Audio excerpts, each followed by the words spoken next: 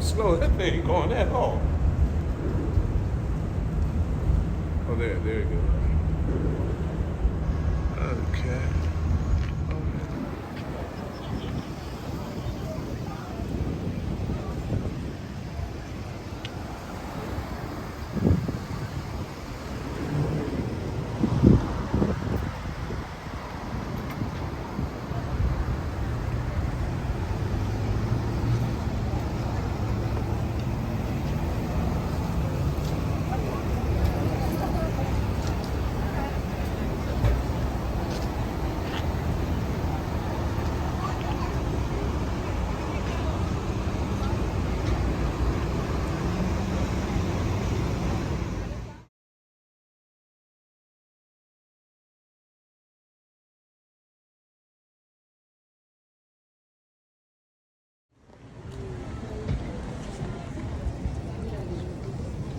Oh, here comes these. Oh, no.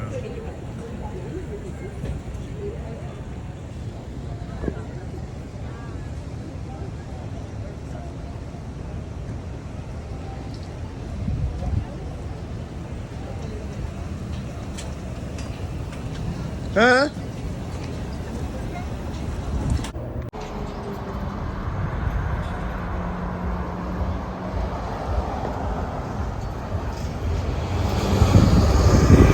Metro bus.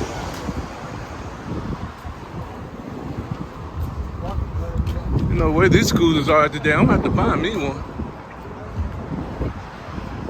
Think they hold my weight?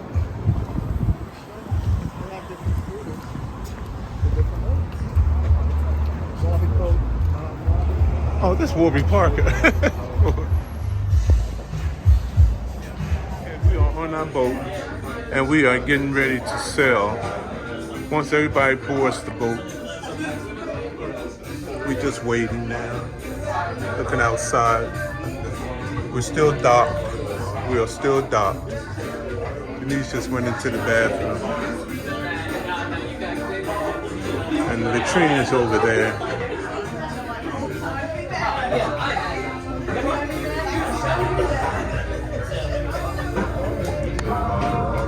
One of them coming back. Capital Cruises.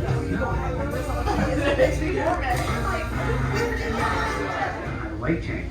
Now the reason this down here is what we're calling a lake is it's dammed off. Okay? It's 14.5 feet deep on average, 7.5 miles long, and because there's a dam on each end, we control the water level. That's why we call it a lake. Now it used to be called Town Lake. Now it is called Lady Bird Lake, named after our former First Lady, Lady Bird Johnson. She's the one that put together the beautification committee that cleaned up this lake. Now you can't judge it for all the gross plant life that's growing. It just looks gross, but it's actually really good for the water. Good thing, because Stevie Ray hated it. So at the age of 17, dropped out of school. His career became very successful. He released 18 albums throughout his career. But unfortunately, he was taken early in life in 1990 in a helicopter crash living in Compton, Wisconsin. This statue was donated by his family just shy of a full year later because at the time of his funeral, so that is the second tallest building. The first tallest building in our skyline, we only get a very small window to see it. I'll try and point it out when we do. But to move on with more buildings at the moment, I want to look just up ahead of us on our left corner, and there is a kind of green looking building that looks like a giant USB flash drive. You guys see that one up there? That's called the Austonian. That's 56 stories of nice condominiums. So nice of it, there are penthouses in the top 4 floors of that building. All of those penthouses go for about $8 million a piece. All of those penthouses are still vacant. Wonder why. And then, you know what, actually, I want to do this one right now. You guys, look to the left. You see the one that's got the very recognizable logo up in the top left corner? Yeah. You know what building that is, right? Right there. That's right, it's Amazon. Just kidding. That is Google. That is Google. But only kind of. See, Google doesn't own that building. They started with the top, down the very center. That's called the Republic. Not the tallest, not the coolest building, just one of the newest. The only reason I bring it up is that it was kind of a funny story that happened in our local news here. Easter Sunday, somebody broke into that building. It was still under construction. Broke into that building. The construction crane was on top. He attached himself to the crane and then went jumping. And he swung from the crane for several minutes. Security footage from other tall buildings were sending it in. People were calling the cops. But here's the funny part. When the cops showed up, The guy rappelled down from the crane, ran back into the building, and disappeared. The cops never found him.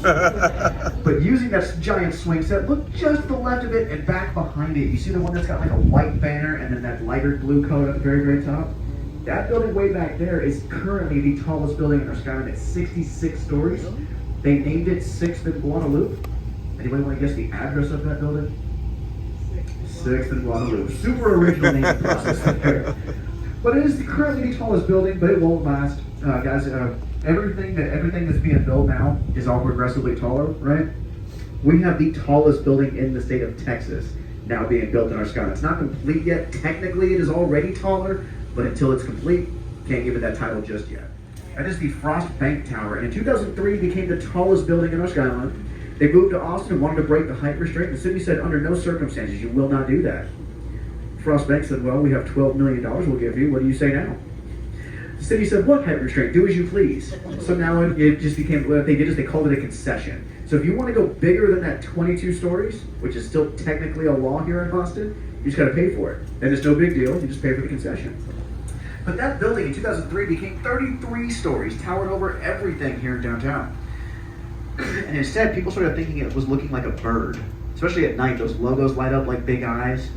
Exactly around this lake. If you were to get on that path from any point, you could walk the full continuous 10 miles and never cross a road, ever. All ramps to get up and down for your scooters and your wheelchairs and all that kind of stuff. So it works out really, really well. But we talked about more parkland. Another good example of that is over on the left-hand side. For my two folks upstairs, look off the left side of the boat that you're sitting on. For me down here, we're looking out these left side windows. And through this gap in the trees, we can see that back at everybody over here. That mural was painted up there in 5 days back in 2020. Took the artist 5 days. That's it.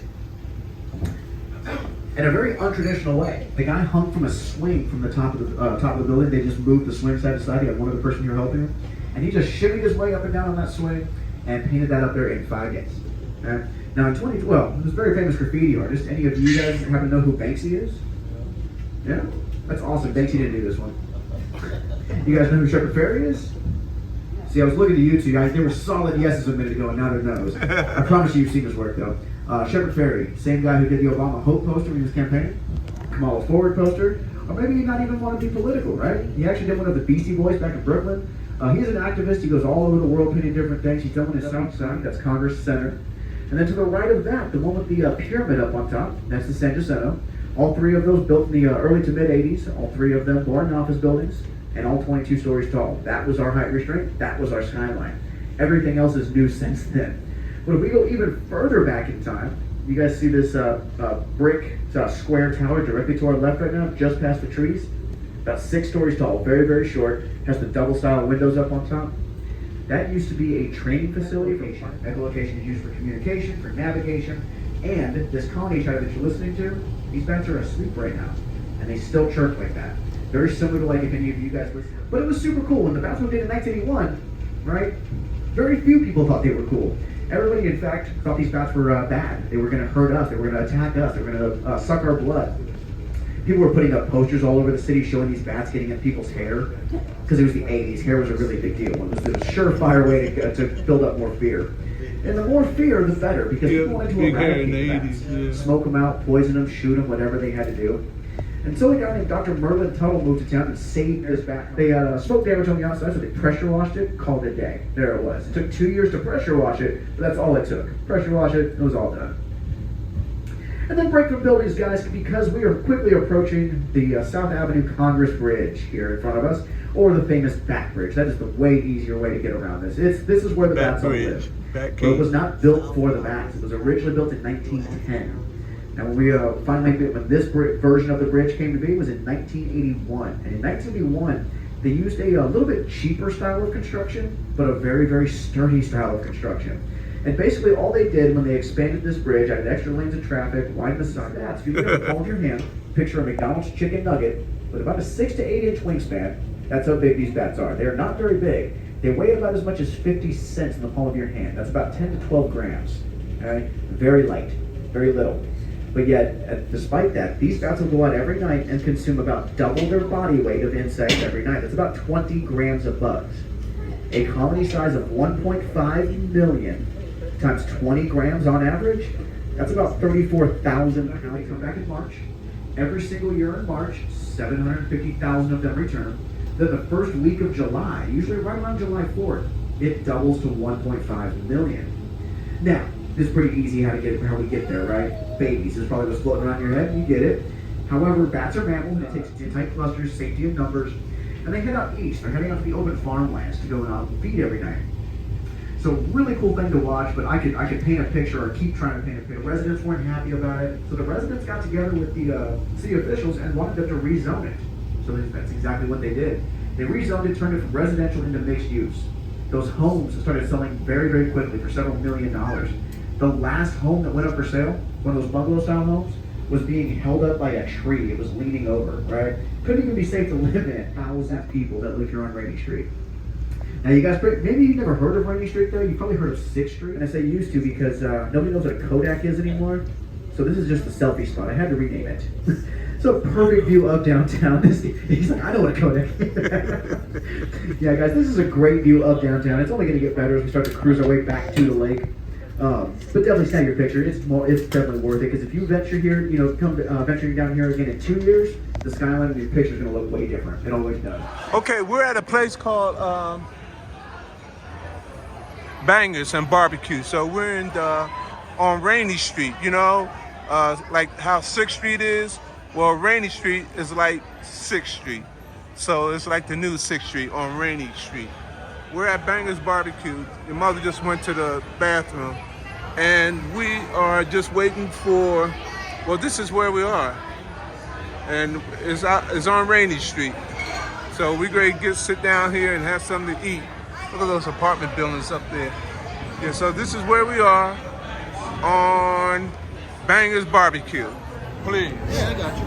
And I'll go get you a couple little share plates. I'm pretty sure. Oh yeah, thank you. And a little cup of ice too. Perfect. I wish you could smell this. This really smells good. I'm going to go take a video of the barbecue with this, something like we did in Salt Lake. Here it is. This is the barbecue. This is where they do all the barbecue at. Right here. We'll know like other states, like because he mentioned a couple that were one in Minnesota. Wow, look at that.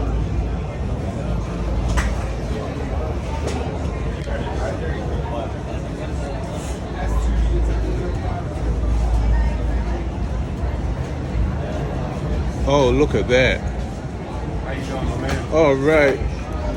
I don't think I have to ask you what that is. You know, Yes, sir. you got it ready. Yeah, look at that. That's real,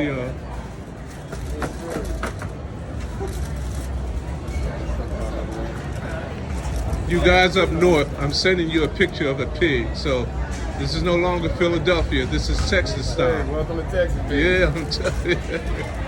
This is how they do it here. Wow.